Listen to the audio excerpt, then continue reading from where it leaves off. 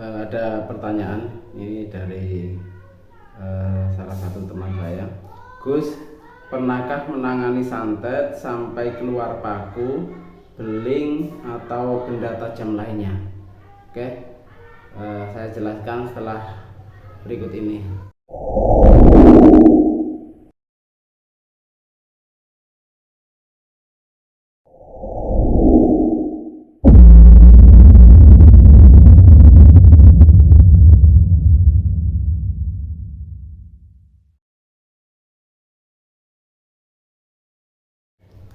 Assalamualaikum warahmatullahi wabarakatuh. Alhamdulillahirrabbilalamin. Wassalatu wassalamu ala asrafil anbiya wal mursalin Sayyidina wa maulana Muhammadin wa ala alihi wa sahbihi ajma'in, amma ba'du. Teman-teman yang dimuliakan oleh Allah, ini ada sebuah pesan singkat dari salah satu teman saya, subscriber kita, yang berbunyi seperti ini. Saya bacakan. Gus, pernahkah menangani santet sampai keluar paku, beling atau benda tajam lainnya? Saya itu sebagai peruqyah, sebagai terapis itu mulai tahun 2011 sudah menangani berbagai pengobatan itu mulai tahun 2011 dengan mendirikan majelis taklim, majelis ruqyah kasyafani. Dari sekian ratus bahkan hampir ribuan ya, mulai dari ruqyah massal sampai ruqyah privat, ini dari sekian banyak peserta ruqyah massal maupun ruqyah privat yang jumlahnya mungkin kalau di ribuan atau ratusan. Ketika yang berbicara tentang ruqyah privat paling ratusan, kalau berbicara tentang ruqyah massal mungkin dari sekian banyak kegiatan ruqyah massal itu sampai ribuan peserta. Ini belum pernah menemukan kasus kena santet, guna-guna dan lain sebagainya yang bersifat kiriman ini sampai mengeluarkan benda-benda tajam. Sekali lagi, belum pernah menangani kasus santet, guna-guna, teluh dan lain sebagainya sampai benar-benar mengeluarkan benda-benda tajam dari dalam tubuh, baik mengeluarkan paku, mengeluarkan beling, jarum dan lain sebagainya. Ini belum pernah. Sekarang gini, tubuh kita adalah sesuatu yang kita katakan sebagai benda padat ya, atau zat padat. Zat itu ada tiga: zat cair, zat gas, dan zat padat. Dan tubuh kita itu zat padat. Zat padat itu tidak mudah ditembus dengan zat padat. Jadi misalnya jarum ya, jarum itu masuk pada tubuh manusia ketika tidak ditelen atau tidak dimasukkan pada lubang-lubang kita, ini secara logika kita ini tidak mungkin bisa masuk. Ketika ada seorang mengatakan bahwa pernah berobat ke praktisi A itu sampai keluar pakunya, ya silahkan, tapi terus terang saya belum pernah mengalami dan saya tidak percaya karena saya belum pernah mengalami.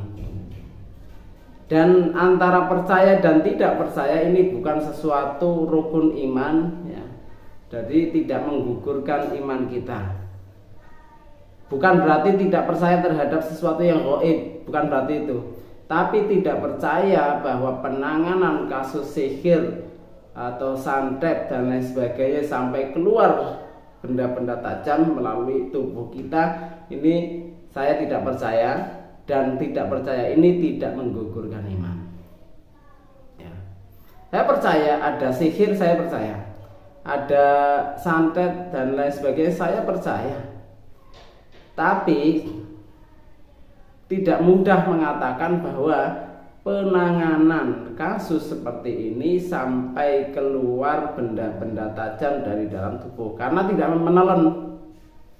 menelan, kecuali panjenengan menelan paku kemudian muntah paku, itu wajar. Kemudian bagaimana cerita-cerita seseorang yang pernah mengalami berobat ke praktisi A, praktisi B, katanya mengeluarkan paku, mengeluarkan ini dan itu. Ya, ada dua kemungkinan. Satu, penipuan. Yang kedua, mungkin ini benar-benar kejadian luar biasa dari Allah Subhanahu wa taala yang tidak tertangkap oleh logika kita. Tapi kemungkinan yang kedua itu jarang sekali, dan mungkin dari 1 juta kasus hanya satu. Kenapa? Kejadian luar biasa semacam ini, setiap kejadian luar biasa ini tidak berulang-ulang. Ya.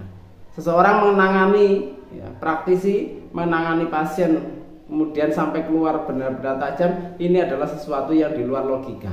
Ketika di luar logika, ini biasanya yang paling banyak itu tidak berulang-ulang. Para nabi mempunyai mukjizat, pranabi atau calon-calon nabi mempunyai irhas. Ini kejadiannya tidak berulang-ulang, hanya satu kali. Nabi Isa menghidupkan orang mati hanya satu kali. Ya. Terus Nabi Musa membelah lautan, ini hanya satu kali. Terus tongkat Nabi Musa dilemparkan kemudian menjadi ular atau seolah-olah menjadi ular, ini kejadiannya satu kali. Jadi logika saya itu tidak nangkap, tidak terima. Logika saya bukan berarti menuduh logika panjenengan, tapi logika saya itu tidak bisa menerima itu hal-hal yang kejadian yang di luar logika itu berulang-ulang. Ketika ada praktisi dukun kemudian mengobati pasiennya selalu mengeluarkan benda-benda tajam, saya tidak yakin itu beneran, dan saya pastikan bahwa itu adalah penipuan. Yang selanjutnya terkait dengan sesuatu yang keluar dari tubuh manusia, atau saya sudah komunikasi dengan beberapa teman-teman yang praktisi semacam saya, itu pernah menangani kasus yang semacam ini, keluar paku dan sebagainya. Semua teman-teman saya itu belum pernah mengalami dalam penanganannya mengeluarkan benda-benda tajam. Bahkan salah satu teman saya itu disodori oleh salah satu pasiennya itu dengan ronsen, di dalamnya tergambar ada paku, bukan paku, jarum peniti. Tapi ketika diruqyah kemudian muntah hebat, setelah dironsen ulang sudah tidak ada gambar penitinya, jarumnya. Ini dari mana? Apakah kemudian benar-benar dalam tubuh manusia itu ada penitinya? Ya wallah alam, saya sendiri tidak tahu. Tapi yang jelas penyerupaan, kalau secara definisi dari jin itu makhluk Allah yang diciptakan dari api dan bisa berubah-ubah bentuk. Mungkin saja itu penyerupaan jin, mungkin, tapi wallah alam saya tidak yakin itu.